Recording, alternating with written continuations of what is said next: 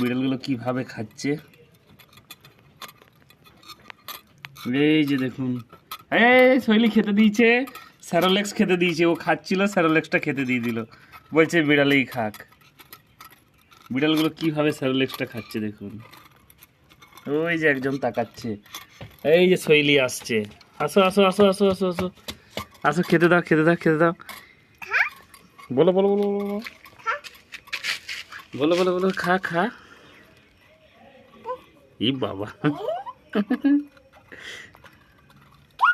এ বাবা, এই বাবা, কিরকম খাচ্ছে, তোমার স্যারোলেক্সটা খেয়ে নিল,